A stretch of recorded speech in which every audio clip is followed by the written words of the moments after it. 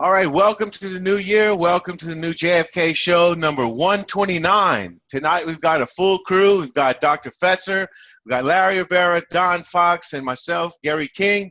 And tonight I think we've got a packed show for y'all, and I hope it's going to be demonstrating what we're going to bring in the year ahead. So tonight we're going to talk about the reporters that were in and around Dealey Plaza on November 22nd, 1963. And so I'll start off with that. Dan Rather was a pretty curious fella there. He was supposed to be at the end of the motorcade to snatch up these reels and bring them back for processing. And he actually rose to some of the highest levels of the You're right, Gary, because the Kennedy assassination, with the coming of age of television, it is the event that made it indispensable in every home in the country. And Dan Rather was a key player in all of these events, especially his reporting after having viewed what he took to be the original Zapruder film and reporting that JFK's head was forced violently forward, which of course would be contradicted when the public would see the edited version on Geraldo's show brought to him by Dick Gregory and Robert Groden. Right, and are y'all familiar with JFK, the Kennedy years? That's when he and Walter Cronkite just completely backed up the Warren Commission. And they continue to do that for years, almost rehashing the same show over and over. Are y'all familiar with that one? Well, of course, when we've probably all seen it one way or another, but you're talking about a reenactment of the shooting, except, of course, when the public finally saw the film, his head didn't go violently forward, but violently back and to the left, which left Dan Rather hanging out on a limb. And the question becomes, did he see the original unedited film where Jack's head does go forward, and then Jackie eases him back up, and then he's hit in the right temple and slumps to the left, except in the edited version, of course, they took out so many frames, it was a violent to the motion to the left and back, to the left and back, but it left his reputation tattered and torn. Well, they've left Dan Rather hang out to dry before. That's nothing new.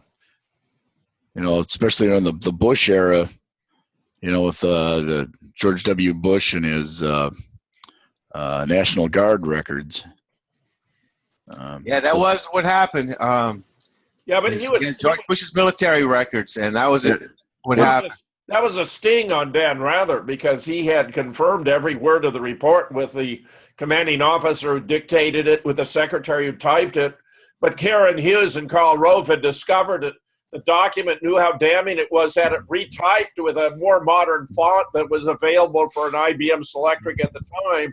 So when he went on the air, they immediately denounced it as a fake document, which would only have been visible by minute investigation and scrutiny.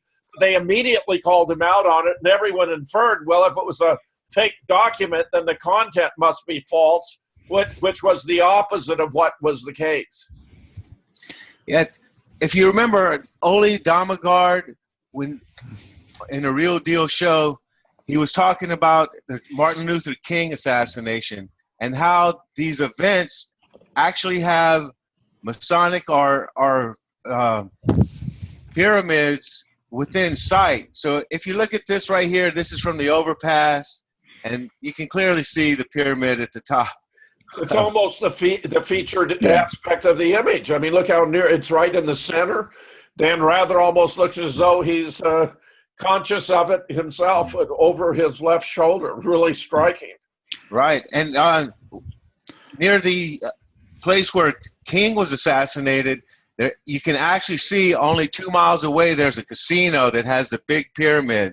So once again, as Ole Damagard has demonstrated, and I'm going to put that up in the as part of the pictures. Yeah. Hey, I would just say one last thing on Dan Rather. Dan Rather appears to be an insider, but maybe not a total insider. Yeah, no doubt about it. Yeah, so, he doesn't seem to be in that inner circle. Well, he got where he is. I mean, look, he's in front of the Texas School Book Depository. He's on he's anchoring CBS for 40 years. My goodness. I got a question about this photograph, Gary. That looks like it's after they've remodeled and enlarged the area at the top of the stairs. Yeah, you're right, because they did enlarge to make it look like. No. I mean, this is very strange. This can't be. This has to be a Photoshop photograph. I never thought about that. Wow. Because look how young Dan Rather is, and yet that remodeling was a relatively recent development. Yeah. Out of all the people in the world to view the Zapruder film, it was Dan Irving Rather. Wow. Larry, So, all right, well, next up. Larry, am I not right about this regarding the doorway? Well, the Go back. Yeah, the column there seems to like there's more space, but that column on to the right, his head is around the top step, which is the landing. I guess the top of his hair. It looks, I guess it's the effect of the photograph, but you're right, Jim. It looks like it's the 9 feet plus 2 inches that we measured it up to be the way it is today.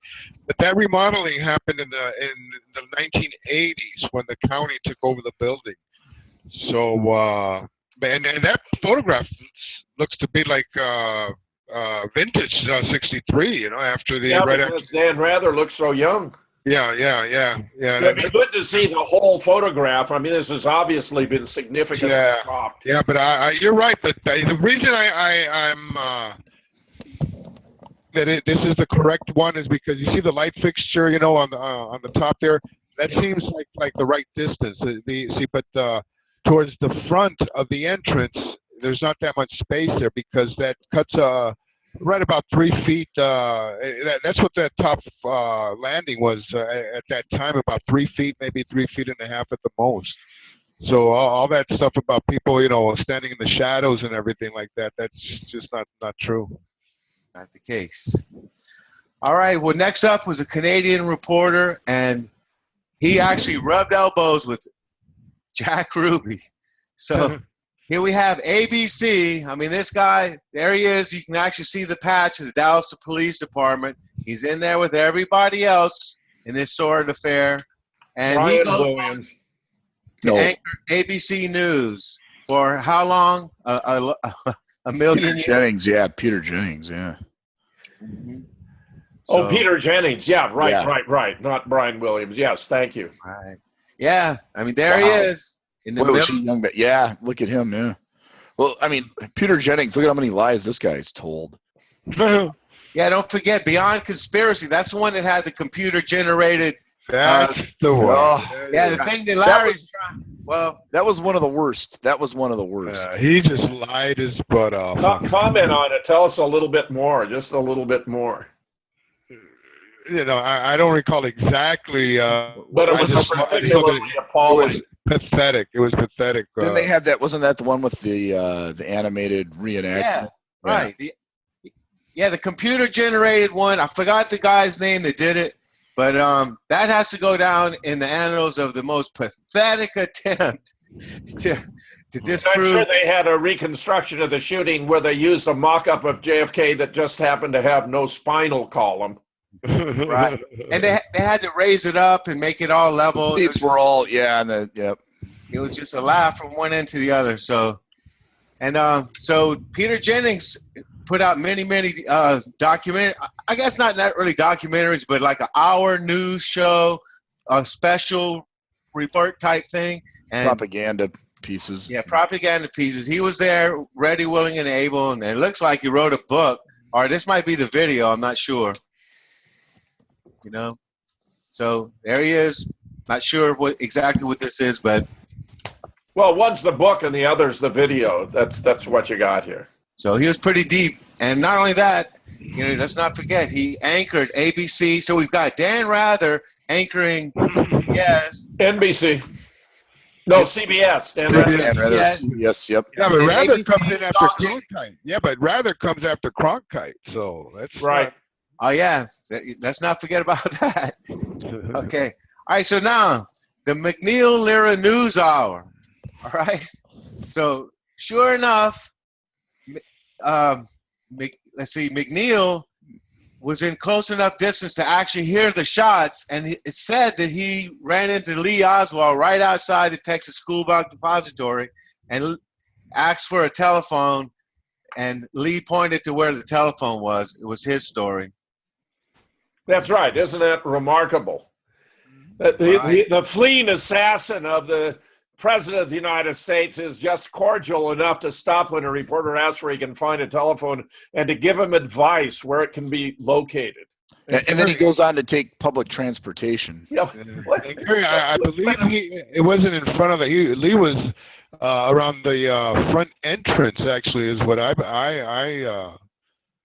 always thought, and I have the information. I have the documents on that. I'll check them out now, but I'm pretty sure that Lee was still in the building when he ran into him right there on the first floor, around the entrance. So yeah, like if you're Lee Oswald, then so in the morning, okay, bring curtain rods or i.e., Mannlicher Carcano to work. Make sure you have bus fare for the ride home. That's right. That's right. Talk about a well-financed assassination. Yeah. That's the guy who really planned his escape. Yeah, and 95 cents for a supposed cab ride. Don't forget that one. Well, he gave up his cab to a lady. Little old lady. Yeah. Then he got on the bus. Yeah. Wow, he was in a hurry, huh? Yeah. He was a gracious assassin. Right. Now, there is a video where McNeil did say that he felt there could be a conspiracy, but Lara, to the right here, now he sold out. He was in all of the sixth floor disinformation videos, on the History Channel. He's the one that really sold out. Not as much as McNeil. He hammered down those conspiracy theories. So, all right, so. And these became the dominant newsmen for a generation. That's right. That's what the whole thing shows about. All their careers were born right there. That's where they made them. Yeah. Now this is before cable TV. Don't forget about that. You only had ABC, NBC, CBS, and then PBS. So it was NBC is the only station that didn't have someone that was in Dealey Plaza. So they had Huntley and Brinkley. Yeah, that is true. They had Chet Huntley and David Brinkley. Yeah, I think they were NBC, but no, they were NBC. Well, these guys were on public TV. They were on PBS. Well, yeah, McNeil, Lair were on PBS. Yeah. Right. Yeah, but all the local Dallas stations had their people there, also. So. Right. Yeah. Yeah, I remember back in the early 90s, my 6-7-year-old godson, he didn't like those guys just from the looks of them. He didn't really watch it much, but I remember if you would change the channel, it would go by there and those guys would be on. Boy, he would just make a really? Fake. Yeah, he knew something was wrong. He had some sensitive antennae, I gotta say. That's amazing. He didn't like Charlie Rose either. Yeah. All right, so fellas, who none other than Bob Schaefer ends up. So Bob Schaefer was in such a high position at the Fort Worth Star newspaper that he was told to stay back and answer the phones while 16 other newspaper reporters went to Dallas to cover the biggest news story of the century. All right. No, they went to Dallas to cover the motorcade of the President of the United States, which turned out to be the biggest news story. Are you talking about after the shooting, that they left him behind after the shooting? Right. And not everybody was in Dealey Plaza. I mean, I'm sure they had some reporters, but not everybody. But then as soon as it happened, everybody went there. But they told him to stay back and listen and answer the phones. So you're talking low on the totem pole. All right. So then he answers the phone. He got his promotion. Yep. Yeah, this woman asked him if she can get a ride into Dallas. And his pretty much what he said was that lady said, "This is not a taxi service, and besides, the president's been shot." And then Marguerite Oswald said that I'm the mother of the accused assassin. And then suddenly he jumped into a car and turned into a taxi cab driver and picked her up. I didn't know that. picked her up and brought her to the station. So there's video of him escorting with Miss Oswald and Marina too. That was quite a scoop. Yeah, there it is. So now, Yeah, Bob Schieffer went on to face the nation. Yeah. yeah, he held the debates for I think the last one. What can you say? He's been at the top for a very, very, very long time. You're really making a great point, Gary, about the pervasive endurance of these reporters who got their start in Dallas in relation to the assassination. Yeah, and they're still with us to some part today. I mean, Dan Rather's still trying to resurrect himself, but Bob Schieffer, he's just Bob Schieffer, unlike he just retired. I think he just did retire. Yeah, he did. He just retired. Yeah, about a month or so ago. All right, so that we got see him kind of teaming up there a little bit. Jake Tapper, Echo. Yeah, he's part of the tribe. Yeah, we got the blue collar tie over here too, there, Don. All right. So next up, we've got Tom Wicker. So, Dr. Fetzer, I think you know about him. So tell us about Tom Wicker. Well, Tom Wicker became the most celebrated reporter for the New York Times in its history, especially because of his cover story about the Dallas shooting that was published in the Saturday edition of the New York Times, where he included the observation of the physicians that JFK had been hit both in the throat and in the head, but they weren't sure whether it was from one shot or two. When anyone who actually, and that was because of FBI interference, by the way. Connie Kritzberg, for example, working for the Dallas Morning News, had a story based on the conference after the death of the president had been announced, where Malcolm Perry 3 times described the shot to the throat as a wound of entry. It was a small, clean puncture wound. And, of course, the massive blowout at the back of the head had a completely different origin. So already you had at least 2 shots, one from in front, and 2 of them, actually, both of them fired from in front.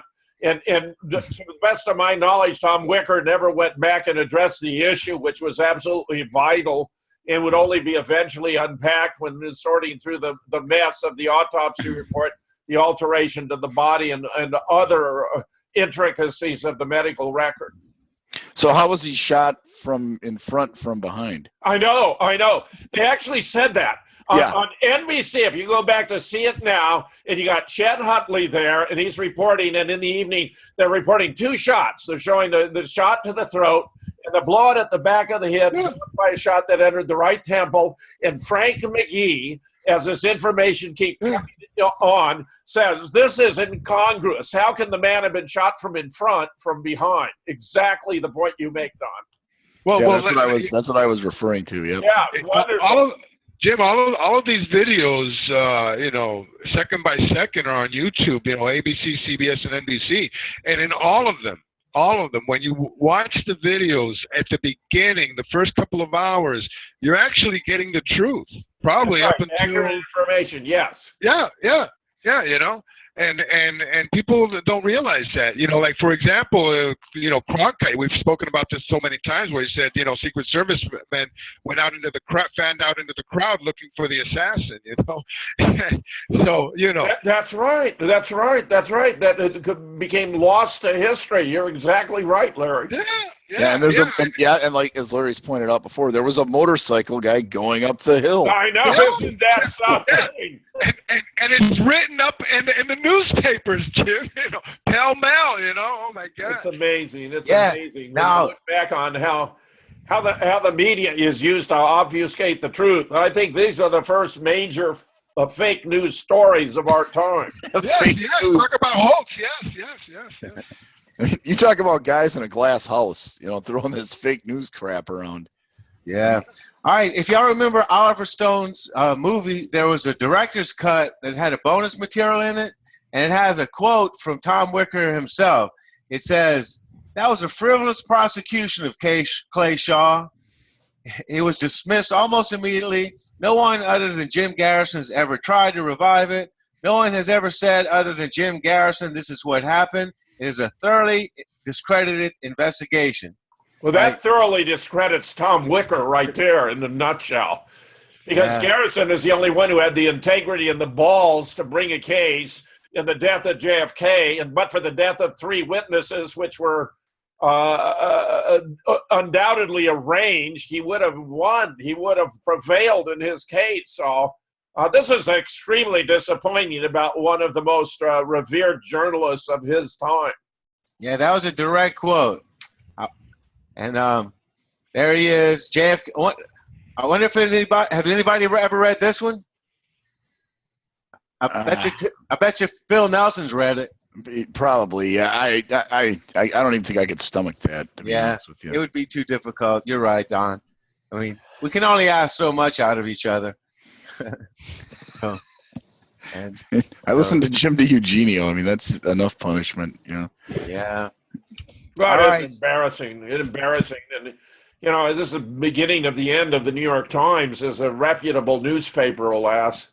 It's only become so very obvious of late with all the phony stories it's been publishing about Russian hacking, about Hillary winning and all that, with fake news. Where the major media has massively discredited itself when the unexpected happened and the Donald won the election going away. All right. Y'all ready, fellas? Hey, just very quickly, don't you find that people nowadays, you know, it's really don't take the mainstream media, you know, as serious at all? I mean, I don't take them serious. You don't take them serious either, you know, or anybody here. Last week, I was watching Meet the Press, and they were actually saying that, you know what, Donald Trump's going to need us. He said those people go to the White House and have a job. He's not even meeting with the people in the press room anymore. And they're like, they're defeated. This was the year that the mainstream media died. Yeah, he had them all over at Trump Tower and told them they sucked. Yeah, that's right. He told them they were. And he can do it. He's just tweeting now. He just tweets out whatever he wants. He doesn't even show up at the press room. And they were like, it was hilarious to watch them. They were like whining that they weren't reveling anymore. It was really something to behold. But seriously, you guys, I think that the chances of Trump being taken out are pretty high. You know, I don't know what you guys think. Yes, we're all concerned about that. Yes. Yeah, there's another show or two we can do on that one. Yeah, yeah, no doubt. I got more stuff on that. All right, Hugh Ainsworth. Another shill. Man, this guy was the Superman of the whole thing. He was actually, from his own account, was in Dealey Plaza at the time of the assassination. He was at the Texas Theater for the arrest of Lee Oswald. And he brags about it. Go ahead. Right. He was also at the Tippit murder. And you know it. Go ahead and say it. Oswald murder. Murder, quote unquote, murder. Right. It's almost as though he were the director on the scene. No, this is all a coincidence. And he brags about it, too. This is all he was the first reporter to interview Marina Oswald as well. So Hugh Ainsworth, that was the luck of the draw, too. Was totally involved in sabotaging Jim Garrison's investigation. There's no doubt about that. And he was directly feeding the information to LBJ about Jim Garrison's investigation. So this guy has made a living. He's the one that put the FBI onto Jerry Coley about those pictures of the blood that Jim Hood took up there at the top of the country steps in, on the north side of up top the grassy knoll. Yeah, and he's the one. He's the one that turned him in. He's the one that told the FBI, look, these guys were up there. They saw the blood. They photographed it from the Dallas Morning News, you know, and that's how they ended up subpoenaing Jerry Coley, you know.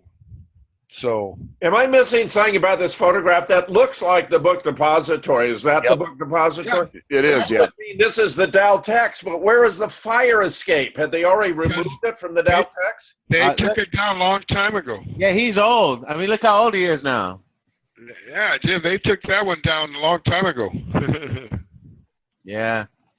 So, What do you say about Hugh Ainsworth? Other than he's the one that really made a living off of the whole thing. The improbability of one reporter being at those 4 locations by chance is infinitesimal. That's right. Yeah, That's right. he was off that day. He was off that day. So He had a clear schedule. So yeah, he was director without anybody knowing about it. So all right. So next up, probably not discussed as often, Wes Wise. Oh, right? yeah. Ex-mayor. Yeah. So he was a play-by-play announcer who didn't have an assignment that day, and he's a regular at the 6th floor Disinformation Museum. Really? Oh, yeah. Wes Wise. Don, what you got to say about Wes Wise? Who was the first curator of the museum? It wasn't Gary Mack. no, they had to lure Gary in there. It was already up and running by the time. Right. Maybe they didn't even have an official curator before Mack. They gave him that title and a big paycheck to convert from a conspiracy critic to a conspiracy denier. Yeah, didn't Gary have like a 6-figure salary for running that thing? I believe he did, yes. Yeah. Jack White was very disillusioned because they'd collaborated together on the Mormon and identifying Badgeman, for example. Yeah, I know. When I saw Gary Mack and the Men Who Killed Kennedy, I thought, this guy, hey, he's on our side. He's doing some good work with Jack White. And then, lo and behold, who turns up at the 6th floor? Oh, not only that, Jack. I mean, Gary Mack published on his own for about 3 or 4 years a very good newsletter called Cover-Ups. And some of the stuff that was published there was just mind-boggling, about the interviews, about the investigation, and not only the JFK, but other contemporary assassinations and politics and stuff like that. So they bought themselves a good one and converted him from a massive minus to an enormous plus. Yeah, well, Gary had one position during the day at work, and then he had another one at night when he went home, is what he told Jesse Ventura. Kind of like Hillary Clinton. She had his public positions. Well, Gary had been a disc jockey. Private positions. Gary Mack had been a disc jockey, am I right? Oh, we did his obit a couple. Yeah, was that? Yeah, he'd been a disc jockey, in Dallas. Yeah. I believe that's right. So, does anyone remember the guy? I think you pronounce it Shifts. The reporter that was reluctant to say that the president was dead. I think it's Shifts, HIPPS or something. He's the one on the left right there. He looks very familiar, but yeah, he's always at the. I wouldn't have been able to name him. 6th floor, and I thought I had it written down, but I wasn't able to find it. So, well, anyway, let's keep score here, fellas. All right. On November 22nd, 1963, we have Peter Jennings, Dan Rather, the McNeil-Lara news team. We've got Tom Wicker, Bob Schaefer, Wes Wise becoming the mayor of Dallas, all the ones that were more than happy to protect the official story, prospered in many. In fact, I guess Jack White was disillusioned because the truth doesn't pay. There's no money in that. But then when Gary Mack flipped, he's got 6-figure income. So lies it's really profitable, isn't it? Well, yeah. Are you going to sell your soul for 30 pieces of silver? That's what. Well, I would like to ask Jim, because Jim was very close to Jack White. How did Jack feel about what Gary Mack did? I'm sure to discuss. He was profoundly disillusioned and disgusted. I'm sure. Oh yeah. It caused I hit a half an hour. A great deal of pain and mental anguish. Yeah. You see my half-hour glass? You did good, Gary. Have you got the MP3s lined up for Dawn? Yeah, I'll go get it right now. Okay, so yeah, we got a MP3 clip This was from Black Op Radio, I believe, back on December 8th. Okay. Jim DiEugenio got, people emailing questions or whatever, and somebody asked him about the Holocaust, and Jim DiEugenio, he defends the Holocaust lie, basically all the way. He is completely on board with that, which is rather disturbing, to say the least. Well, you have to ask how gullible is the guy, or if he knows better than he's a conscious perpetrator of one of the greatest hoaxes of all time. Well, I think that's it. I think, as I've said before, the Jewish power structure was behind the Kennedy assassination. They're also behind the Holocaust lie. And so Jim, as it says there in the notes, Jim DiEugenio carries water for the JFK assassination perps. You want to scroll down so we can see the notes that Don has there while we listen to it, Gary? Or Sure. It's 14 minutes, so we can listen to the whole thing, Don? Yeah, it's up to you guys. I think I was listening to it last night again, and I think we should just let Jim go, and then we'll have some time to comment on it at the end.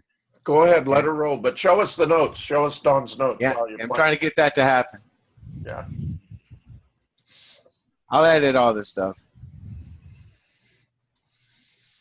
Go ahead, start playing the audio, Gary. Yeah. Okay. Good. Get the You're notes good. up. You're good. Okay. All right, here we go. Okay, Chuck.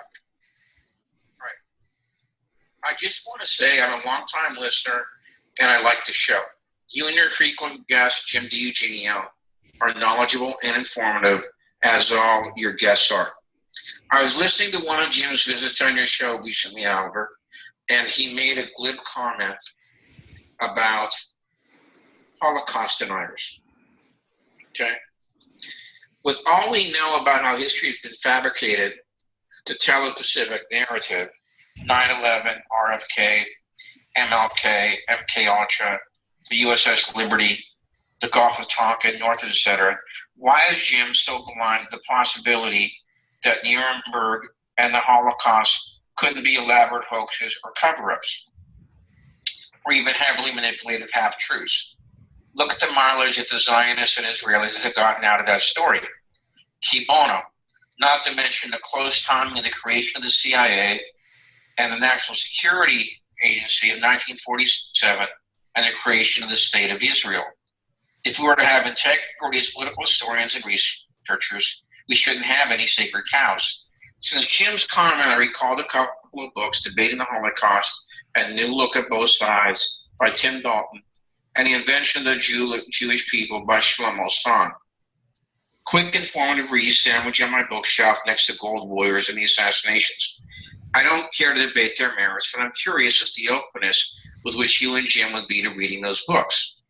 I just want to say thank you for all your hard work and effort carrying the torch of history, truth of history for the JFK conspiracy. We've been living in Orwell's world ever since 1947, and some would say much longer. It's nice to shine some light on the hidden truths wherever they can be found. All right, let me say something very quickly. Jim made a glib comment. When I'm on this show and we're talking about something historical, I very, very rarely say anything glib. Because I take history kind of seriously, since that was my bailiwick in college, and that's just about all I read these days. I don't read fiction books anymore. I generally read nonfiction history books. So when I'm doing this show and I'm talking about a serious subject, I'm not going to be right about anything, as long as I can help it. Well, I'll say one thing. I thought it was a very reasonable letter. So, the guy's making his point, and so it didn't seem like too out of hand. I mean, some of these things when you talk, the minute you mention the word Holocaust or this, that, it's like, it's almost, it changes the whole conversation from research to what? To what's your point? The Germans kept very good records. So whatever the records are there. The reason that I want to talk about this a little bit is because of what Jim Fetzer has done with this. Okay? His latest book actually gives a chapter to Farrason, the French scholar who's one of the big Holocaust deniers. So Jim Fetzer has actually gotten into league with these guys. So let me comment right here. Gary, can you stop it momentarily? First, it's odd that he says that I devote a chapter to it, because the book is, and I suppose we didn't go to the moon either, and I have 4 chapters in there, and they include the first by Thomas Dalton, who's the very figure he has cited, whose book on the Holocaust debate is one of the very best in the world. The second contributor is Robert Farrason, who is observing is perhaps the leading scholar of the getting history right. And the third is my summary overview of all that I've learned about the Holocaust in a nutshell. And the fourth is by Nicholas Kollerstrom, who's recently published a book, Breaking the Spell. In other words, here I am summarizing evidence with the 3 leading experts on the Holocaust in history right there in the same book. So he's really, grossly misleading by saying I'm in there with him. If he were to go through the arguments I present, it would be obvious that the evidence is on my side, not on his. Continue, Gary. first of all, like many people, I'm fully aware of this debate. In fact, about 10 years ago when I was living in Long Beach, I spent night after night on the IHR website, Institute for Historical Review. Those are those people who used to be down in San Diego, and they had conferences and publications in which this is what they tried to do. They tried to say that the Holocaust really didn't happen. There's been at least 3 trials on this subject. Who's that guy in Canada? Do you know about that? The guy Ernest Sundell? Yeah, Ernest Sundell. There were 2 trials of this, which Farrason ran. He ran the defense on the 2 Sundell trials. And then there was the Irving trial over in England. Now, they had 3 opportunities to present their case. To put it lightly, they didn't do very well. Now, there's been... Yeah, everybody mute if you're not talking right now. In the wake of those 2 trials and the 3rd trial, the historian, David Irving, isn't that his name? Yeah, I think it is David Irving. He's the one who brought a lawsuit against that American author. And at that particular trial, which was the 3rd one, there was a very incredible amount of forensic evidence. Because this went through the British legal system, which has a very high standard for libel. So there had to be a lot of evidence presented in that case. It went on for weeks. Now, for people who are sitting on the fence about this or who are confused about it, I strongly recommend that you go to a website called Holocaust Denial on Trial. Absolutely splendid website. And that has all the exhibits and a lot of the trial testimony that was presented at that trial. It was Deborah Lipstadt. That's the person that Irving sued, right? And it's a really, really remarkable collection that if anybody's really interested in this subject, I strongly recommend you go to that website. The most valuable part of the website is when you go to witness statements and documents. You could literally spend a month reading these things. That's how long and involved, and from the top-rated scholars in the field. But let me just recommend 3 of them. When you go to the website, read the one by Richard Evans, the professor of history at Oxford, Christopher Browning, who traced the whole decision of the Nazis to go ahead and go through with the Holocaust. And the first one by Robert Jan Van Pelt, who did a chemical study of what's left over at places like Treblinka and Auschwitz, etc. Okay, because what these guys did at the Sundell trial, they brought this guy named William Leuchter, who was an expert on termination devices, electric chairs and gas chambers, etc. And they tried to say that chemically he had proven that there was no use of toxic gases at Auschwitz. Well, the problem was Luther wasn't a chemist, okay? So his analysis was wrong. It left out some very important factors. And so Van Pelt... Gary, interrupt here. This is a perverted version of what happened. Robert Foresson has published brilliant stuff on the Zundel trials, 1985 to 1988, where in the first trial, the prosecution was unable to provide one witness who could swear under oath that they had seen anyone put to death in a gas chamber at Auschwitz.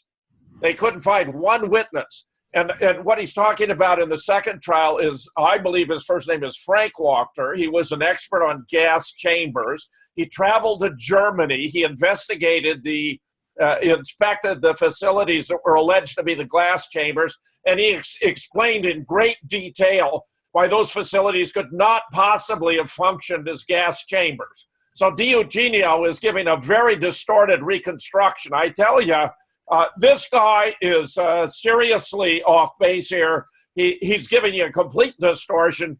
Anyone who wants to read about these can find, for example, the brilliant article by Robert Foresson entitled On Hollywoodism, Revisionism, which is a chapter I included in the book, where he explains that it was because of the Allied bombing that they had interdicted the railroad lines. It was impossible to resupply the camps, that these were labor camps, that they weren't extermination centers. You can't get any work out of a corpse. But because the Allies had interdicted the railroad lines, many of the inmates were left in a position of starvation. Thomas Dalton, who writes the first of the 4 chapters in the book, explains that there has never been any documentation that Hitler had the plan to exterminate the Jews. He was eager to have them out of Germany, but he wasn't out there to exterminate them. And when you look at all the evidence, such as Nick Kollerstrom has presented, Nick did have the benefit of a chemist who went there, Rudolf Gerard Rudolph. He inspected the facilities, and where they were using Zyklon B as a disinfectant, it turns out that Zyklon B interacts with the walls of those to turn them blue. But the only chambers where the walls turned blue were those that were used for disinfectant. And that was to kill body lice, to reduce the spread of typhus and dysentery in order to promote the health of the inmates. If you look at a map of Auschwitz, for example, which I included in my chapter, you see it has all sorts of facilities that are inconsistent with this having been an extermination center. There's an orchestra place. There's a woodworking center. There's even a hospital with OB/GYN facilities. There's even a brothel, for crying out loud. So I'm telling you that Jim DiEugenio is really a totally unreliable source here. I have 3 of the world's leading experts in this book, along with the essay of my own, which is entitled The Holocaust Narrative, Politics, Trump, Science, where among the first points I discovered was that there are 236 references to 6 million Jews being in dire straits or fear of loss of their lives, beginning as early as 1890, all before the Nuremberg Tribunal. This has no historical basis whatsoever, but appears to be derived from a disputed passage in Leviticus that's been interpreted to mean that the chosen people can only return to the promised land when there are minus 6 million who have been consumed in the flames. But even the 6 million requires an interpolation because there's no word in the original Hebrew for 6 million. The International Committee of the Red Cross was visiting all of the camps, keeping meticulous records. When they updated their studies in 1993, they concluded that 297,081 had died in the camps. They kept the records on their background, their race, their age, their religion. More Catholics than Jews died at Auschwitz. None of them died from being put to death in gas chambers. The whole thing is a ridiculous myth and a charade.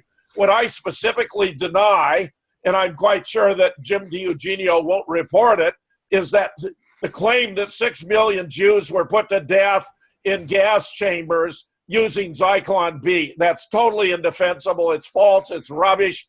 But here you have Jim DiEugenio essentially supporting it. I don't know, Don, you tell us, should we listen to more of DiEugenio because it's obvious that he is shoveling propaganda here, and I find it outrageous. I think there's a couple more quotes. I think if you go on like a minute or two. Okay, go on a minute or two. Yeah.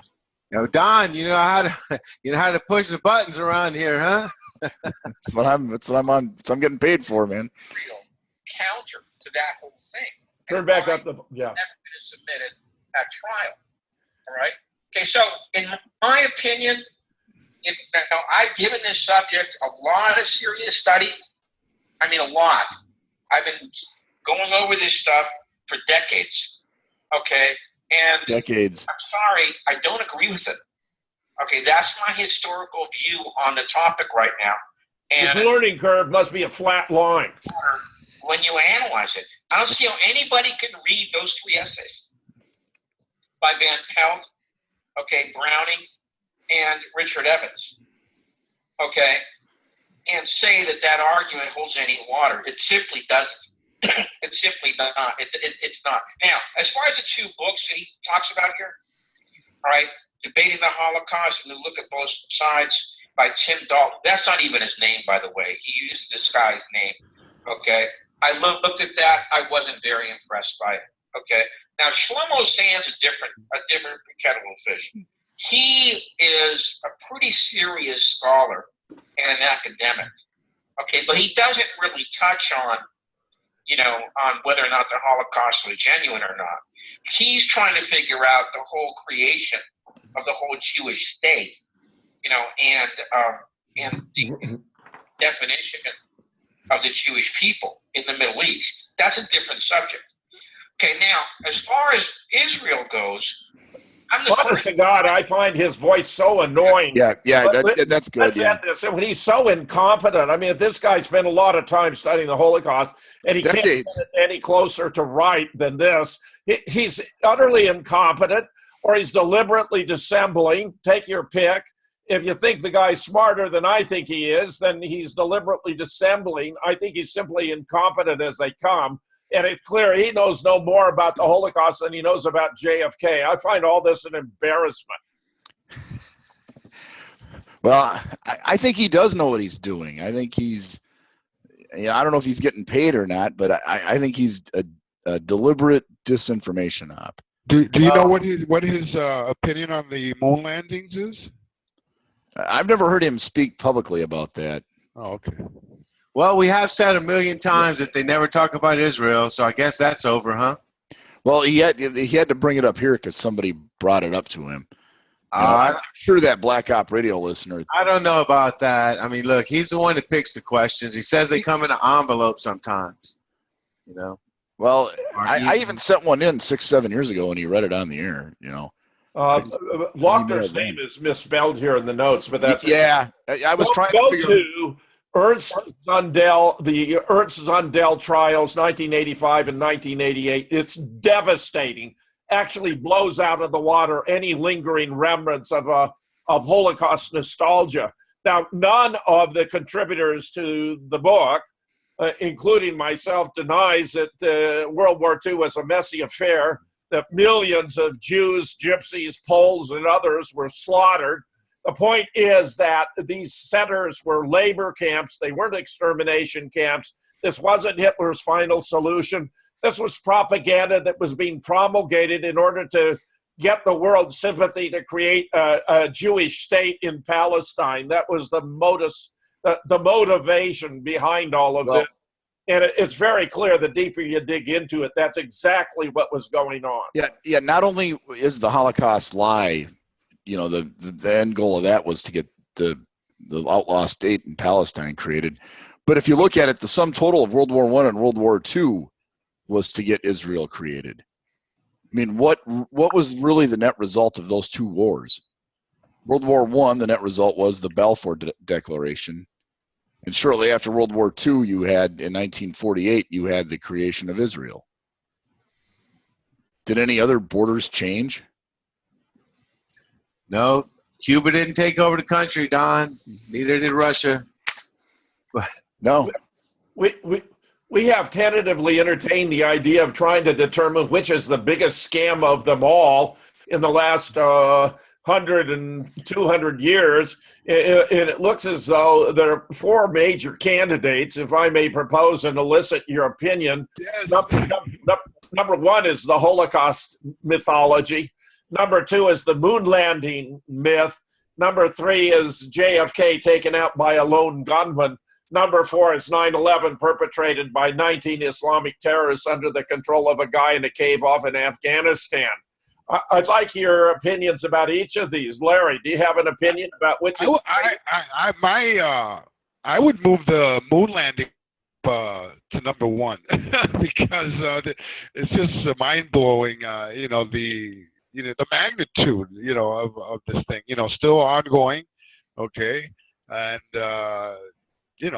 and technology again, the same as we have proven with the JFK technology and computer science and software and 3D computer graphics are already proving that the moon landings were faked. Okay, so there's an enormous amount of evidence. Gary, do you want to offer an opinion? It's this one. It's the Holocaust. It's given them the right to everything. Without the Holocaust, there would be no Israel. And where we are today, we've talked about it a million times, the dual citizens within our government. And from the time of LBJ to the time of the USS Liberty being bombed, everywhere where we are today, now the moon landing doesn't take over your government. Now, it fools a lot of people, but the Holocaust is the one, hands down. Now, the moon landing is entertaining, yes. 9/11 was a continuation, but it all began here. Don. Yeah, I think Gary got it right. The one they've got the most political mileage out of is the Holocaust. I mean, they're not passing laws against anybody claiming the moon landing was a hoax. Nobody goes to jail because they thought the moon landing was a hoax.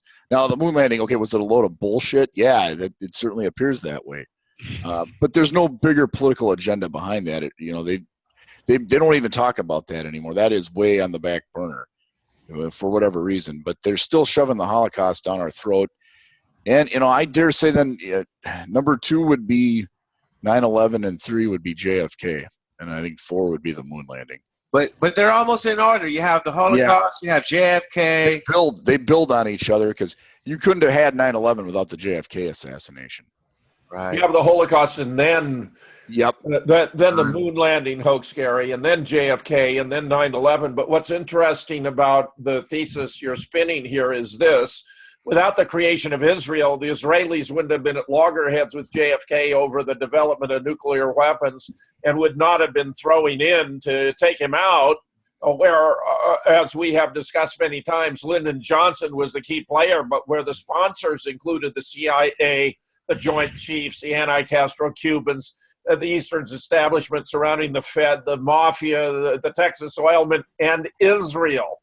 And of course, 9/11 would never have taken place had it not been for the existence of Israel, because it appears to have been the offspring of the fertile imagination of Bibi Netanyahu, who wanted to figure out a way to draw the United States into endless wars in the Middle East to take out the modern Arab states that served as a counterbalance to Israel's domination of the entire region.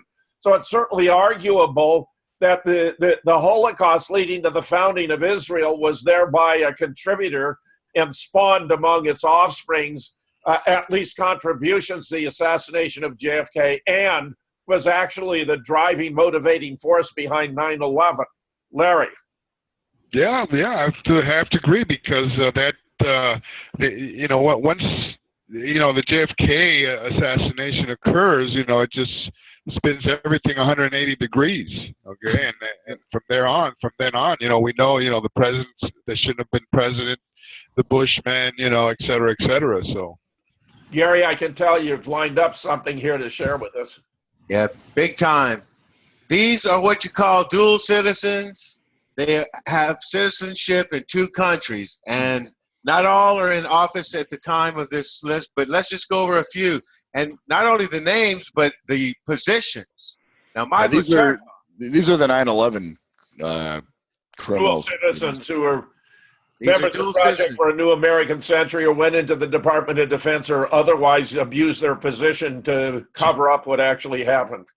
Paul Wolfers, Deputy Defense Secretary. Yeah, went on to be the head of the World Bank.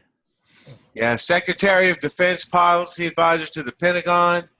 Dual citizen. Why can't he be a Greek American?